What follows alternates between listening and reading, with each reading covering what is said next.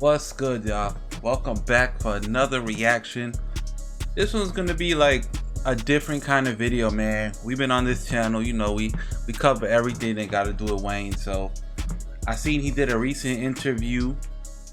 It's over the media. He did an interview where he spoke about his life. You know, he went into deep detail into what happened when he got shot and all that stuff, when he shot himself. So I want to react to it. Kind of like, you know, if y'all didn't see this yet, maybe we can watch it together, you know what I'm saying, so we can get the same reactions. And I wanted to see this, but I didn't want it to see it without y'all seeing my reaction, because they said this video is good on like mental health and stuff, and it talks a lot about mental health, and I think that's very important in the music industry. Actually, I think somebody was talking about it today in the media that record labels should offer like psychologists for rappers and stuff, and like mental health, because a lot of these rappers go through so much and they just get milked by these labels. So let's watch this, man. Mental health is important. It's been a big theme this year, like going around in sports and everything. So let's check it out, man. If you don't want to watch this video, it's fine, just skip through it or just go to a music video. But this is something, me as a person with a psychology bachelor's degree, I think this is really important, so I'm gonna watch it. If you don't want to watch it, go to the next video. But it got to do with Wayne. You might hear something you didn't know yet. Let's get to this, man. Like, comment, subscribe. If you want me to react to more shit that's not music, put it in the comments. I might check it out. Let's go. How I know I had mental health problems was I pulled the trigger. You actually pulled the trigger. If you're discretion is advised, man. If you young, well, if you listen to Lil Wayne, you probably old enough to watch this, right? Or you heard enough stuff.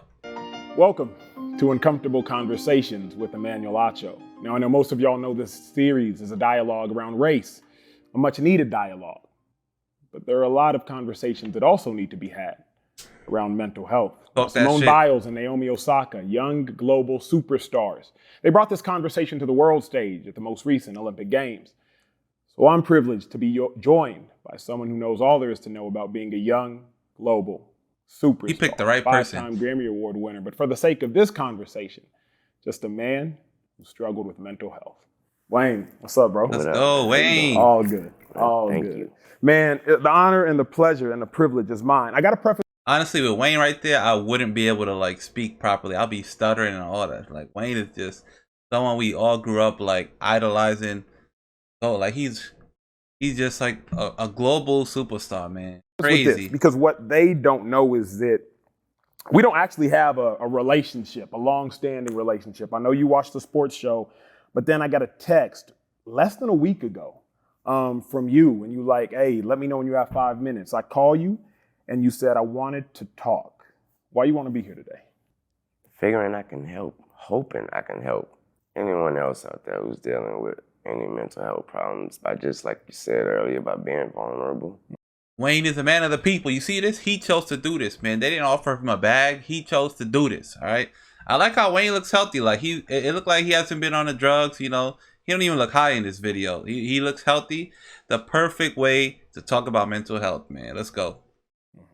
But to me, I look at it by being brave and stepping up. When did you check the temperature of yourself? When did you realize, you know what? I might have some mental health issues that I have to work through. Oh, I realized that at a very young age. When would you say they started? 13, 14? Well, Young, yeah, as a kid, around 10. Like feeling like you, when I was told that I couldn't have what I wanted, what I dreamed of, and what I desired, and that was to rap. I was willing to die for it.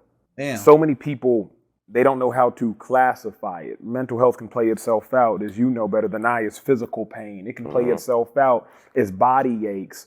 The world hasn't properly responded to mental health. So what was the moment that you realized, oh no, this is a mental health? This is real shit, y'all. Once my thoughts got radical and got, to where you got to stop yourself and stop impulsing and say, what did you just think again? Or even Yeah. even if you cried yourself to sleep with that thought on your mind and wake up the next day and be like, I cannot believe I was thinking like that. Thoughts like what? Thoughts like killing yourself. Damn. You And thought about killing yourself. Well, actually, when I was 12 years old, school year was kind of ending. So what the school was doing was they was giving us half days on a Thursday and a Friday. It may have been a Wednesday as well, but what I would do was just tell my mom that I only had a half a day on one of those days. So therefore I stayed out the rest of the whole day, just like it was a full day. She found out.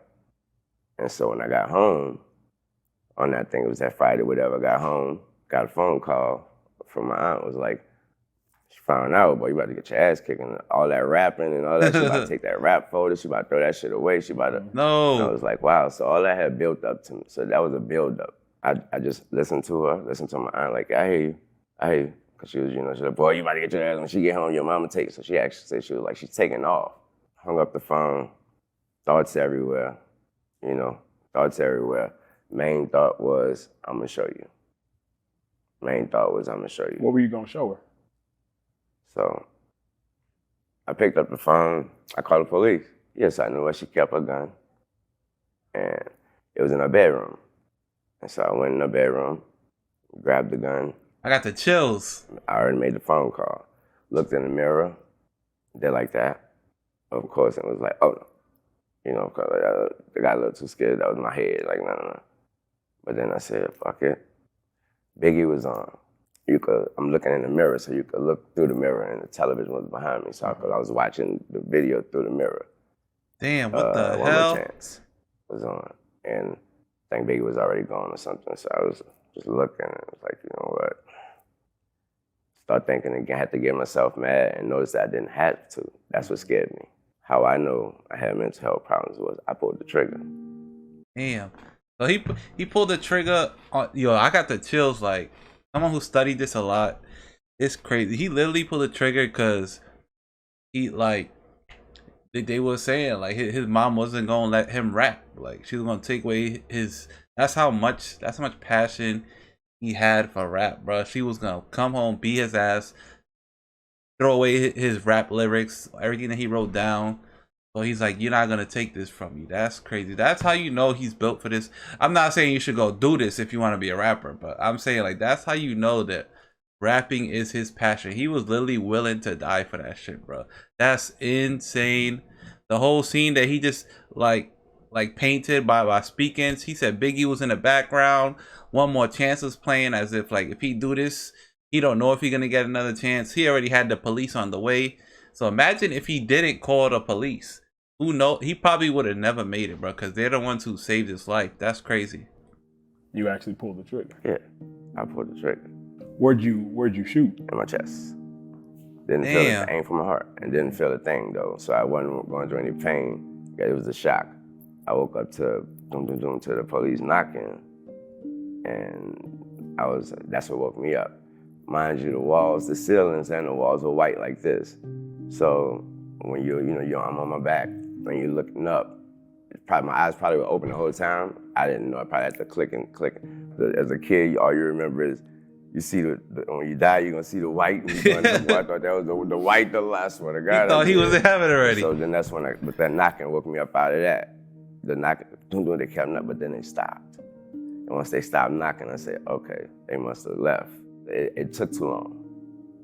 It took too long for it, meaning death. It took too long. So I was still just laying there. I didn't feel a thing. I said, shit, I said, I'm here for a reason. Had on like my little school shirt, so therefore it was cotton and we had wood floors. So I'm saying that to say, because of the blood was pouring out of my chest so much that it made it easy for me to slide with my shirt and the wood across the floor. I made it all the way there. Only energy I had left was to kick the door. And I start hearing them go crazy. Like, someone's in there, someone's in there. What the hell? So when they start knocking the door though, I'm right under the door. I'm like, well, shit, they gonna kill me with the door. And so when they knocked the door, that's when I found out, my first time found out what off the hinges or hinges is, because they knocked it off the hinges. And so boom, and they picked it up. They saw me, they, as in the cops, they saw me just jump clean over me and went through the house talking about, I found the drugs, I found the gun, I found the... So they were doing all that. And so it took a guy named Uncle Bob. And he ran up there. When he got to the top of the step and saw me there, he refused to even step over me. One of them yelled like, I got the drugs. And that's when he went crazy. He was like, I don't give a fuck about no drugs. He's like, do you not see the baby on the ground? And funny that I kept trying, I was spitting all in his face, blood, everything. All I was trying to tell him was, I'm not a baby. Because he kept, do you not see the fucking baby on the ground with this hole in his chest? He was screaming at him, and it was like, I guess I didn't know he was, so he must have been the sheriff. We love Bob. The room, like, oh, sorry, boss. We called the ambulance. He's like, I don't give a fuck. Do you like? So he called like one of them names, last name. Your car now. Picked me up, bought me, and just kept telling me some shit like, you're not gonna die on me. You're not gonna die on me the whole time. That's crazy. So they kicked down the door. They would have left him like dead for dead if Bob didn't pull up. They was just in there to find the drugs and the gun, man. And Bob's like, you know what? I ain't gonna do this. This is a human being. It's our right to protect and serve. We should protect this young dude right here. Save a life. We could do the drugs and the guns. We could get that later. But there's a kid bleeding on the floor. How y'all just gonna step over it? Like, that's so messed up, bro. Wow, this is crazy. The whole time, I am trying to tell him I'm not a baby. That's why I told for 30 minutes straight.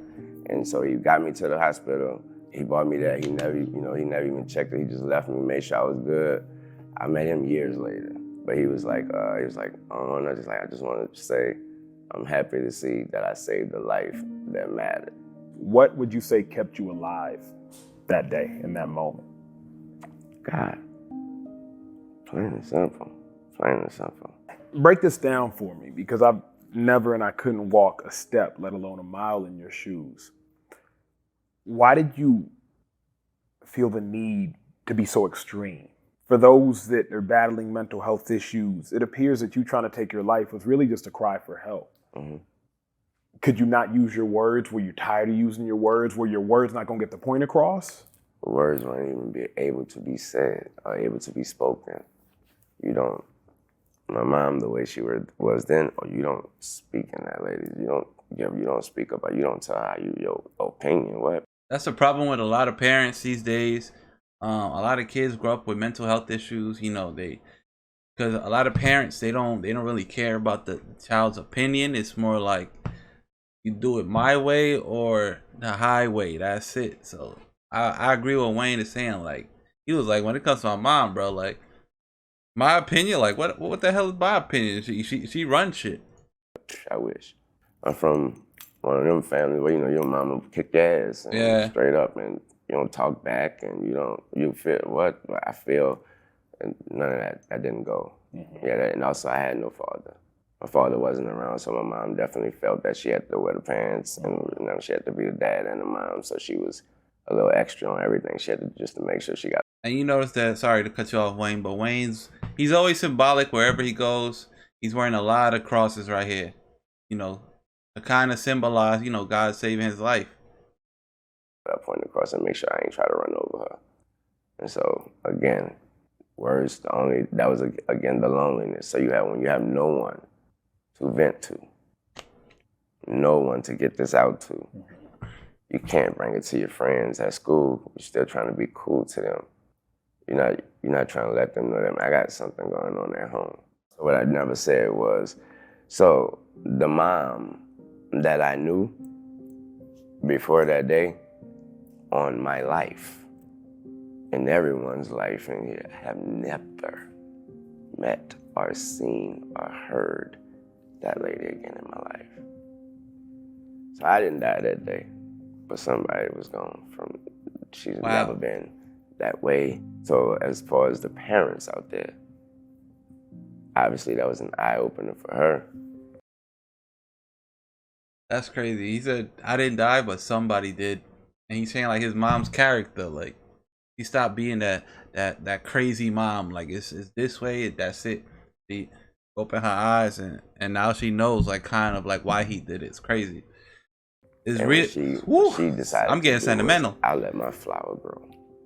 Got you. So that incident changed her. Everything. Changed life for her, I, and our whole family. Man, well, I appreciate, one, the vulnerability, bro. I appreciate the bravery. I appreciate the transparency. I appreciate the honesty. Because I can't imagine how hard that must have been. Let's transition down the timeline of your life, because that was 12. By 18, 19, 20, 21, you were now a mega star. That's when your boy fell in love with your work. And salute to this the guy interviewing the moderator of this. He's doing a really good job of being crystal clear, and you know, he's getting through these questions, these segments without stuttering. You know, he's being really genuine with Wayne. Salute to Wayne for being, like he said, transparent and being the real one for this, because a lot of rappers these days, they won't do shit like this, man. Wayne is a real one for sure, man. That's why he's one of the GOATs. As you got more popular, as you got more loved, did the mental health issues go away? They didn't go away, but they came in a different, obviously they come in a different, in a different way because of the maturity.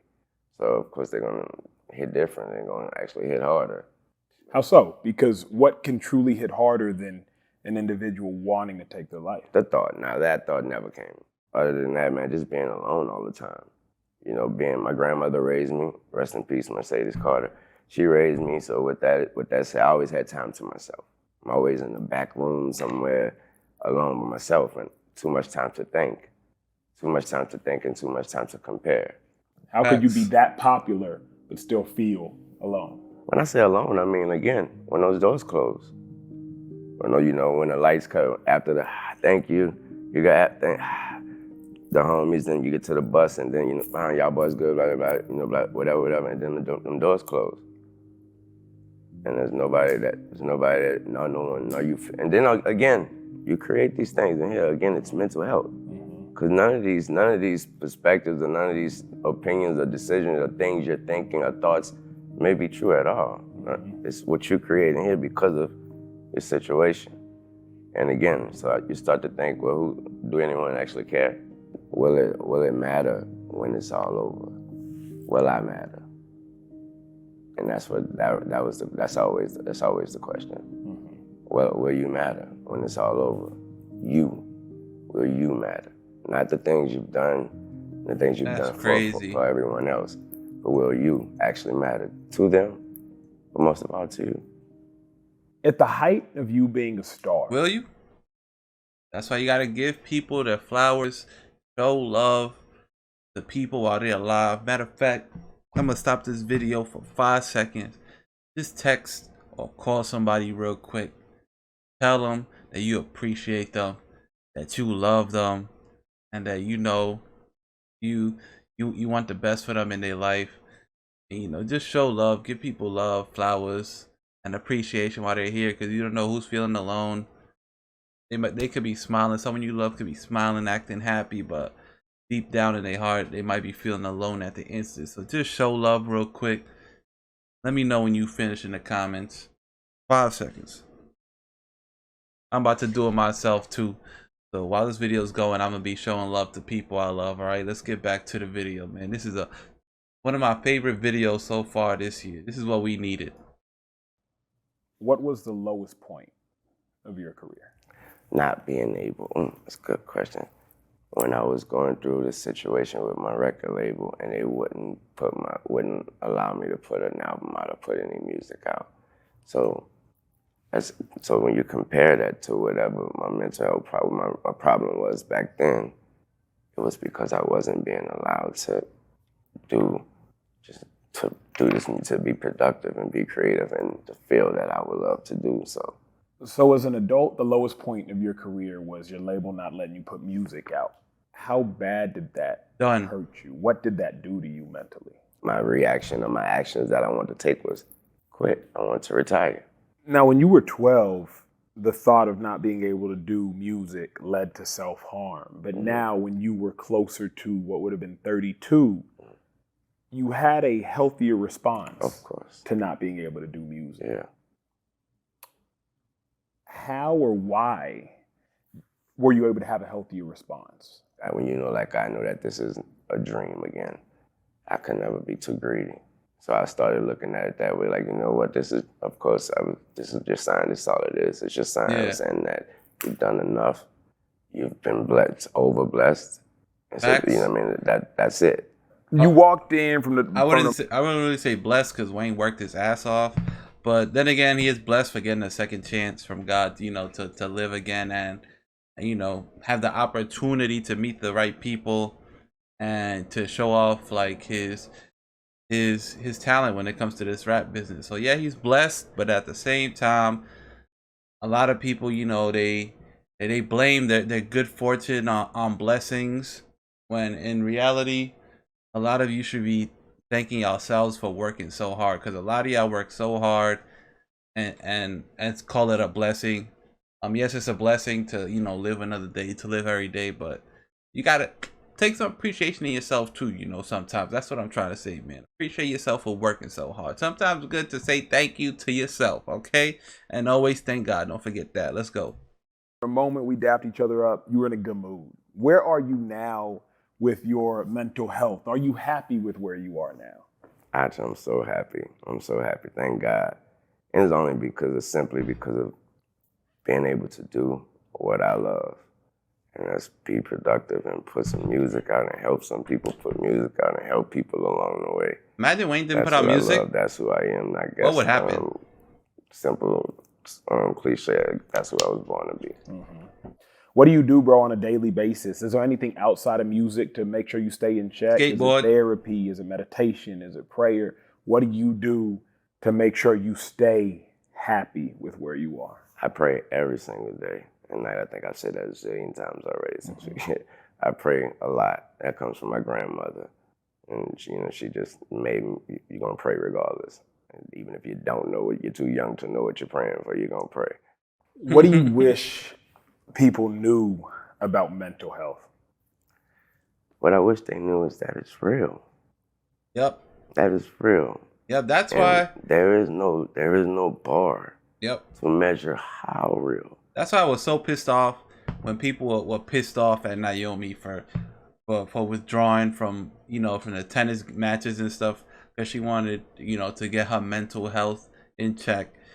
That's some bull crap, man. You guys are willing to have somebody like going through mental problems, like perform in front of you just so you could get like a couple hits of excitement from a tennis match. Like, this person is literally going, like, they're mentally going through shit, and you rather just like, I don't care about your mental health, go play tennis for me, please. Like, that is so selfish of the world, bro. And these people are getting fined for wanting to get, you know, wanting to take a break for their mental health. That's bullshit. Getting fined for wanting to, you know, get your mental health in check, that's crazy, and that's nonsense.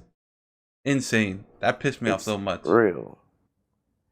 And so it's so real that if someone even have the guts, the heart, the bravery, whatever, to at least admit that they have something going on up there that they're not sure about, it's so real that we should only react in the realest way possible. Yep. We should remember it's not considered.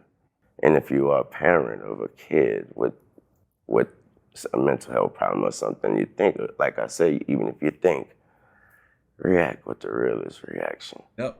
I ain't saying be like. If y'all need anybody to talk to, y'all need help with anything, y'all going through anything, put it in the comments, or, you know, DM me in private, man. I'm down to talk to y'all about y'all shit, man.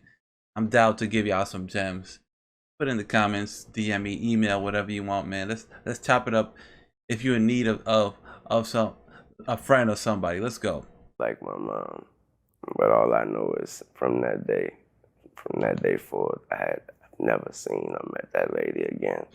That was the realest reaction she could have gave. Yep. What would it all came full circle for his mom? The adult Lil Wayne say to the 12-year-old young man before he tried to pull the trigger and end his life? What would you say to that young man? I always think about what I would tell him, and the answers always comes out to be the same thing, and it's always a question. And it always is, what if that isn't the wall or the ceiling that you're seeing? Yeah. what if? Man, well, Wayne, I appreciate That's the authenticity, crazy. bro. What if it, like, he like saying, like, what if that was not his house? Because he was saying his house is white, his walls white. Then what if it wasn't? What if he was in heaven? None of this would have been possible. This is crazy. Big introspective interview. This is my favorite interview so far of the year. Might be my favorite interview of all time right now. This is crazy. Really important for the mental health industry. I appreciate you, like, and for the music industry, just calling me and saying, "Hey, I want to talk." Yeah. And I'm just glad that I could be the ears to listen to you, man. Oh man, I appreciate you, man. For real. Wayne is so well spoken, bro. Everything you're doing, for real. It's crazy. Thank y'all for tuning in to another episode of Uncomfortable Conversations with Emmanuel Acho. Mental health issues, mental health struggles, they don't discriminate based upon race, black nor white, man nor woman, famous nor anonymous. So make sure we take care of one another. Do that. And more importantly, make sure you take care of yourself. Yep. We'll see you next time. Right here. Someone you need, might be at risk of suicide. There is help. Call the suicide prevention hotline. It's right there on the screen. Or you can just talk to a friend, if you need help. If you're feeling a certain way, talk to a friend, talk to a family member. This was a really important video. I thoroughly, enjoyed it. It was very introspective. It was very, both people were very well spoken. Wayne is so well spoken, it's crazy. A lot of people see Wayne and they judge him based off oh, he had tattoos, he talks about this, he talks about drugs and stuff back in the day. But he is one of the most well-spoken people you will ever see. Even when it comes to talking about sports, on any interview, he is so well-spoken. And he's the prime example of don't judge a book by its cover. Shout out to Wayne, man. Hopefully we get you on the channel one day. Hopefully we get to talk to you one day at least. I don't know, meet in person, something, come to New York. I don't know, way. But thank you so much. Yeah, like I said, drop a like, comment, subscribe, hit up somebody you love, tell them you love them, check on all your peoples, and that's it, man. That's all I got for this video. I thoroughly enjoyed it. Like I said, see you in the next video. One love. We out of here.